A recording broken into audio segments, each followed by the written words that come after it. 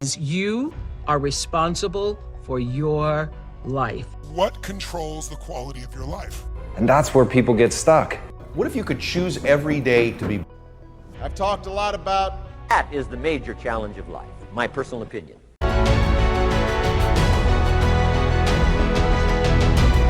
What if you could choose every day to be blissful? But oftentimes, we don't choose to be blissful. The key to a happier life, the key to a more successful life,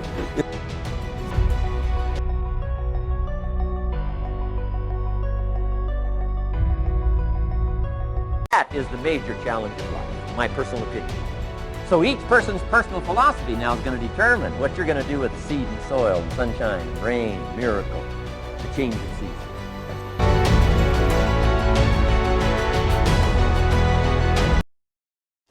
As Harun Yehya noted, I always wonder why birds stay in the same place when they can fly anywhere on Earth. And then I ask myself the same question. As Mark Twain put it, the secret of getting ahead is getting started. And that's where people get stuck. You're literally like the bird. You could fly anywhere you want. You can go anywhere you want to go. And look, I know you've got a litany of excuses and all of them are valid. You've got a job, you can't just leave, or you don't have a job and you don't have the money. Your family is in one place. It's the only thing that you've ever known. You only speak one language. You've never traveled before. You don't have a passport. You can't afford the gas money. There are 1,000 real reasons not to go. But the truth is that none of them matter. The truth is, if you want to build something in your life, that you have to remember what Mark Twain said. You have to get started, because at the end of the day, that is literally the only thing that's holding you back. is to evaluate our patterns, and when we see them happening, begin to step outside of them and create new ones that serve us. Begin to evaluate these patterns you have that don't serve you and simply begin to choose to create new patterns. So as hard as it is to accept, we're getting out of life right now what we believe we're worth. I want to focus on today the responsibility each of you has for your education. I want to start with the responsibility you have to yourself. Every single one of you has something that you're good at. Every single one of you has something to offer. You have a responsibility to yourself to discover what that is.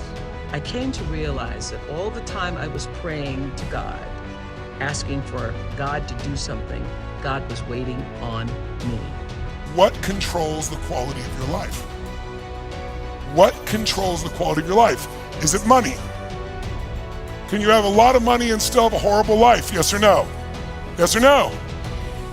Is it relationships?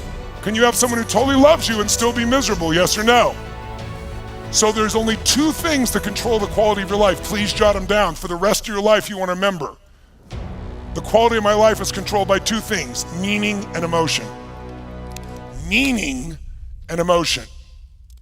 The meaning you give to things controls the emotion that you feel. People come up with different meanings, and that produces different emotions, and those emotions make you make different decisions.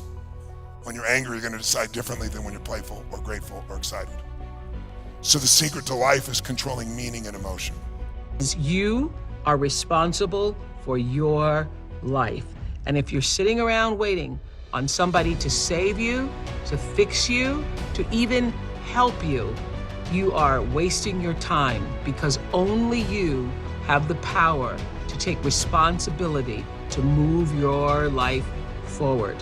What matters is now, this moment, and your willingness to see this moment for what it is, accept it, forgive the past, take responsibility, and move forward. That is the major challenge of life, my personal opinion. So each person's personal philosophy now is going to determine what you're going to do with seed and soil and sunshine and rain, miracle, the change of season. That's it. You don't need a better economy. You don't need better seed and soil. In fact, when it comes to seed and soil and rain and sunshine and seasons and the miracle of life, that's all you got. Now, what if you blame this stuff? Then you're blaming all you got. If you blame the economy, and you blame the schools, and you blame the teachers, and you blame the sermons and the preachers, and you blame the marketplace, and you blame the company and company policy, what else is there? When some people get through with their blame list, there isn't nothing else. That's all there is. And if you blame the only thing you've got to work with, I'm telling you, it's called mistake colossal. In not understanding that that's all you've got to work with. Then what do you change to make your life work well? You got to start with your philosophy. Guess what I had to do at age 25 in order to change my own future? I had to change my mind. I had to change my thinking. I had to change my philosophy.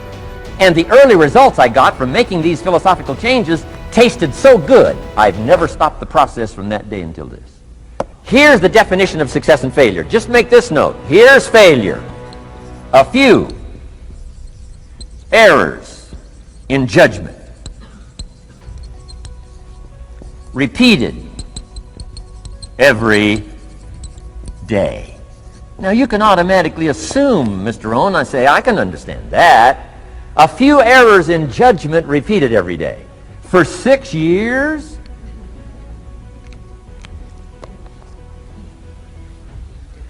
I'm with my father. I think I told this story the last time I was here. My father, 88 years old, he's never been ill, still hasn't retired.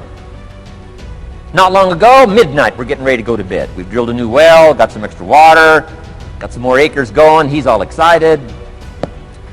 At midnight, we're getting ready to go to bed. My father's eating what he calls his midnight snack. A little bite to eat before you go to bed. Don't have to go to bed hungry. And I'm watching him eat this midnight snack. Guess what he had? An apple, a few graham crackers, and a glass of grapefruit juice. I said, no wonder my father's so healthy. My mom taught us all those good health practices. Taught me when I'm growing up, right? I'm an only child. I've never been ill. Passed the big 5-0 some time ago. My 2 daughters, 32, 33, never been ill. My grandkids, never been ill. I'm telling you, the legacy lingers on. As I watched my father have this midnight snack, suddenly it occurred to me. I know that's part of it. An apple, what? A day. That's gotten to Dallas-Fort Worth, right? An apple. An apple a day keeps the doctor away. Good question for this intelligent audience. What if that's true? You say, well, Mr. Rohn, if that's true, that would be easy to do. Then what's the problem? It's easy not to do. It's easy not to adopt it as your own personal philosophy. Or the guy messed up the saying. Guy says a Hershey bar a day. Say, no. No. You've been watching too much television. It is not Hershey bar. You've got to be smarter in philosophy than to fall for the Hershey bar a day when it's an apple a day. You've got to be smarter than that.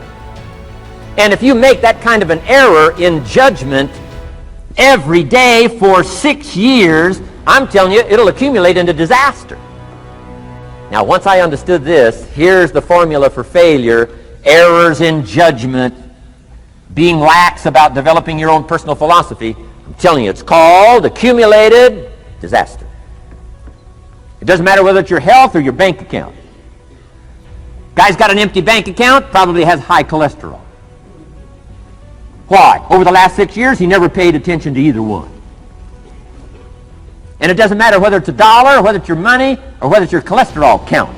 All you got to do is commit the errors, and just because disaster doesn't fall on you at the end of the first day that you don't eat an apple. You say, well, I didn't eat an apple today, and tonight I'm not ill. Well, you got to be brighter than that. Someday you got to leave first grade. The reason we make those first grade desks so small so they won't fit at age 25. I mean, right? You don't belong here anymore. Come on. Now let me give you the secret to success. The formula for failure: a few errors in judgment repeated every day for 1 month starts the weakness, starts the disaster process. You can imagine what happens in 6 years. Now here's the formula for success: a few simple disciplines practiced every day. And you've started a whole new process called a whole new life. A few simple disciplines practiced every day. And if you